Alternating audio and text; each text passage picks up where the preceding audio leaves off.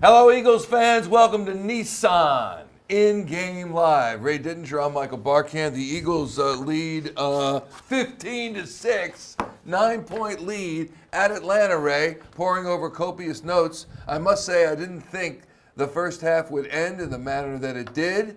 What were your takeaways initially, Ray? First week sloppy in a lot of ways. This is the kind of thing that this is why you wish your starters would play more in the preseason.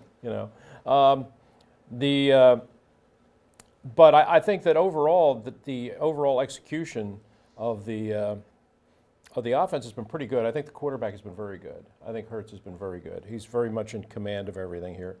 The stats that jump out at me are red zone efficiency and third down efficiency. The Eagles have been very good. I've got them at like 4 for 6 on third down, and 2 for 2 scoring touchdowns in the red zone.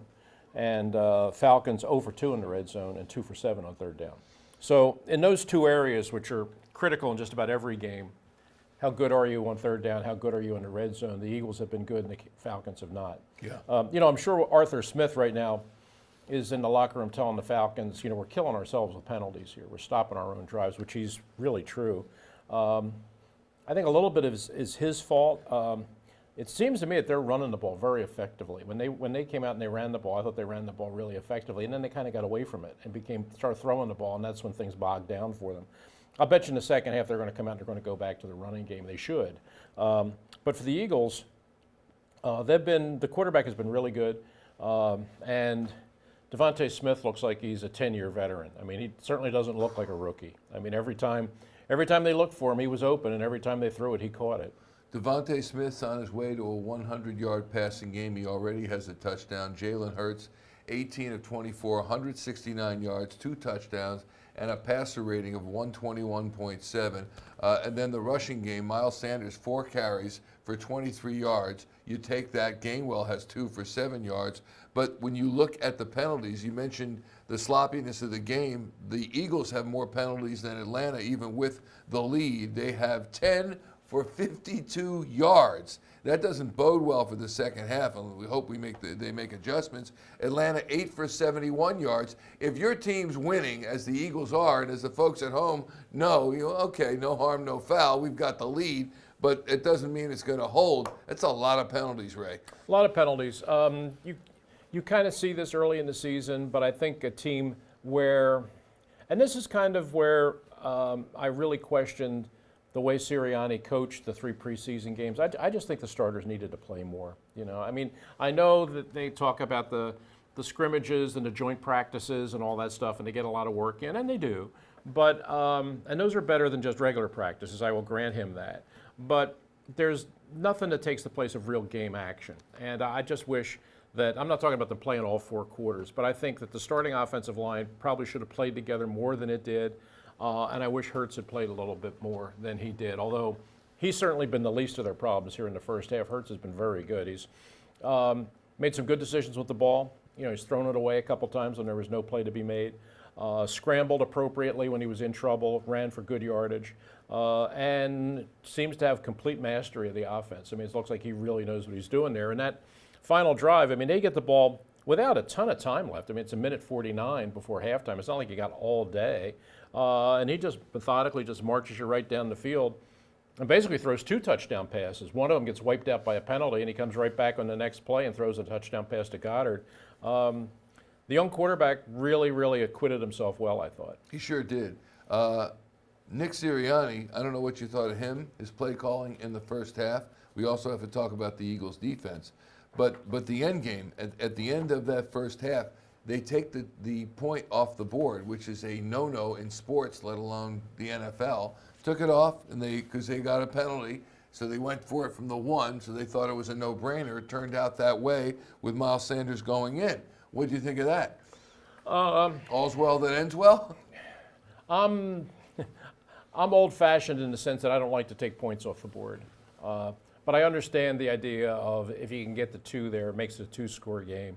But I generally don't do that kind of stuff until it's really the fourth quarter and the game has really been defined. I would have been perfectly happy with the 7 at that point. You just drove it down the field, scored your touchdown with 2 seconds to go, kicked the 1 point. I'm cool with that. Yeah. Defensively, the Eagles, they had their moments. Certainly, they also had some penalties early on in the first quarter. But what did you think of their defensive presence against Matt Ryan and the offense? To be honest, not great. I thought that they looked very soft against the run. I mean, when the Falcons wanted to run it, they ran it pretty well. I mean, both Davis and Patterson were running the ball well. I thought that it looked to me like Smith had a really good, and it was right out of, I mean, this is right out of his Tennessee playbook that he brought with him from Tennessee up to here. I mean, all of that stuff with the motion and the double team block, and then the cutback from the running back. I mean, he ran all this stuff with Derrick Henry down in Tennessee to great effect. And I kind of knew he was going to run it up here, but my feeling was, Mike Davis is not Derrick Henry. He can run the same plays. He's not going to get the same kind of yardage, but he did. I mean, they were gashing the Eagles pretty good running the football. But they kind of put a clamp on that. I mean, they no, Falcons kind of put a clamp on it. I mean, they're getting penalties, and all of a sudden it's 1st and 20. Now you can't run the ball. But they didn't really show me that they were stopping the run that much. So I thought they ran it fairly effectively. And there were a couple of occasions, and I don't want to nitpick on a nice little lead here, but there were a couple of occasions where you had missed tackles by the Eagles that allowed the Falcons to get a first down. I mean, they had a guy in position to make a tackle, force the Falcons to punt, missed the tackle, the guy got the first down, and the Falcons got the ball. Now, you escaped. I mean, you're leading at halftime. It didn't kill you. But there were 3 occasions where there were missed tackles that resulted in additional yardage that better tackling would have prevented. You get a sense of Nick Sirianni and all that kind of obscurity that he cloaked the offense in, certainly in the preseason. What did you think? I thought it was pretty good. I thought they moved the ball around well. Everybody got their opportunity to make some plays. Both tight ends were involved. He's gotten the ball to all of his receivers.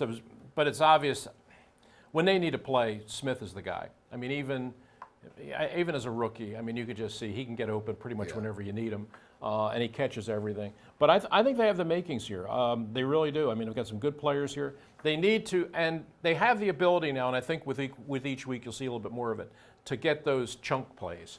Not just be a nickel and dime kind of offense, but an offense that can produce some big plays down the field. Because I think now you got some big play players. All right, let's see what the second half brings. This is Nissan in-game live. We remind you that coming up after the game on NBC Sports Philadelphia Plus channel, on the Plus channel, and we may eventually be on the main channel, but the Plus channel, we've got Eagles post-game live for you. When the clock hits 0, we are on the air. We'll hear from Nick Sirianni. We'll hear from Jalen Hurts. We'll hear from Brandon Graham. All of the principals in what should be, it says right here, a big Eagles win. Thanks for watching. See you post-game.